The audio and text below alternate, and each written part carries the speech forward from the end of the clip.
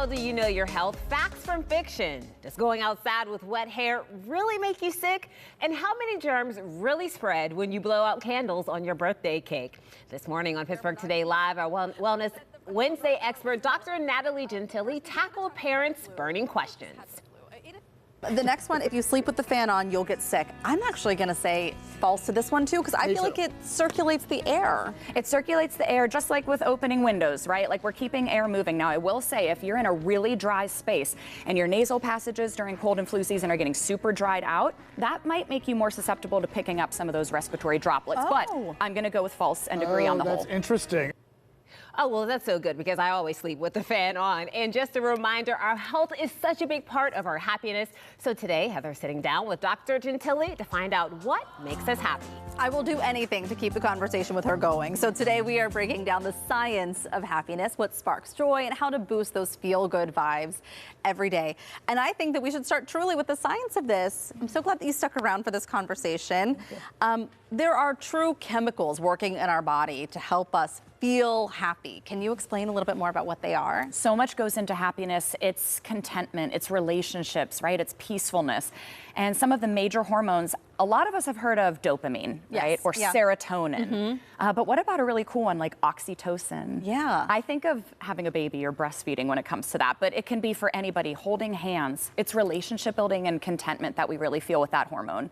Serotonin is really interesting. It affects our mood, and the majority of it's produced in our gut. So improving your happiness a lot with serotonin has to do with what you're eating. And I feel like there's been a lot more conversation about that, the brain-gut connection. Yes. And so, and you're a big proponent of eating your way through all of this too, like eating your way into a healthier lifestyle, and that can mean your mood too. Absolutely. So much about happiness has to do with our gut microbiome. So the things that we are eating that are going to improve the bacteria in our gut, like our plants, colorful foods, fruits and vegetables, make a huge difference actually in the long run when it comes to inflammation and then mood. Okay, so let's talk oxytocin. And this is the love hormone that we hear about so often. How does this play a role in our body, and when is it released? Yeah, it's released when we're doing things that are relationship building. So sitting and snuggling, holding hands, breastfeeding an infant, right? These are things that are showing us we are not alone. And oxytocin is a huge player for that. Absolutely. Dopamine also linked to pleasure and reward. And this is, I hear about this often with parenting because we're rewarding good behavior sometimes. But how does that work in our body? Yeah, dopamine is that reward system that gets released. I know something good's coming, right? And I know this is going to make me feel good and happy. Interestingly, with dopamine, that response can diminish over time if it's overstimulated. And the biggest example of that, I think, is the phone, right? So chronically scrolling does lead to dopamine release, but over time it just gets less rewarding. So it could take longer to actually get that reward from it? Or you might not get as much at all in the first place. Oh my gosh. I think all of this is so neat and so cool.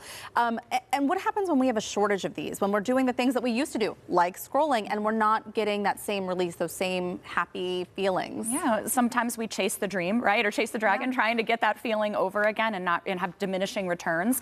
And a lot of times this can lead to feelings of sadness or being not content. If you are experiencing clinical depression, which one of these hormones is most at play here that's causing that? One of the biggest ones we target is serotonin, actually. So the way I try and remember this is a lot of the medications that we use for treating depression target things like dopamine, norepinephrine, and serotonin. And serotonin's a big one. So it doesn't mean you necessarily have to be on a medication. That's for you and your doctor to discuss. But that is one that we really should be focusing on heavily, is serotonin.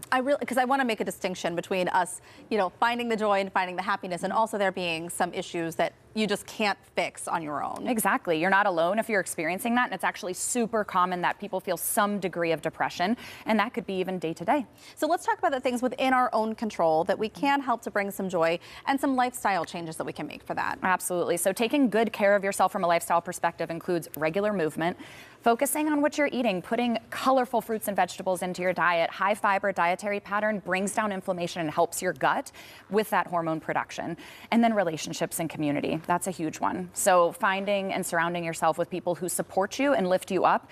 It may seem simple, but it goes a very long way with regard to your mental health. One of the extensions of what you do, your practice, is Rebel Wellness. So I know you're also a big proponent of exercise and finding that movement. Yes. What happens when we do a workout class? I mean, you're getting community and you're getting some of that exercise. Sure, and you're also getting endorphins. Right. So that endorphin release helps with pain reduction. It helps with endurance and kind of how you're going to bounce back after a workout. And that endorphin release is honestly what can be so addicting about bringing exercise into your life on a consistent basis. And community helps with that as well. Can we feel some of the lasting effects of some of these hormones later? I mean, do any of them have, you know, a time release of sorts? I think it's really a matter of continually stimulating that, right? We can't rely on just one thing that we do and it's going to make us feel good forever. There's so many contributing factors we're taking in on social media every day, right? Like things that are challenging at work or relationship issues that are going to influence how we respond to those hormones. And so understanding that it's an overtime, everyday kind of effort that will help you in the long run. Gosh, I feel so much more educated. Thank you for sticking around.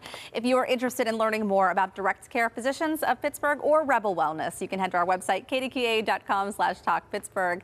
All right, Mikey, I'm going to send it back over to you. All right, such a great conversation, ladies. And we have so much more planned for our Pursuit of Happiness Week. Tomorrow, former DVE radio host Bill Crawford is here talking about betting on yourself, following your dreams, and walking away to achieve your goals. And Friday, we're wrapping up the week with an all-star panel of passionate local business owners and entrepreneurs for a roundtable discussion.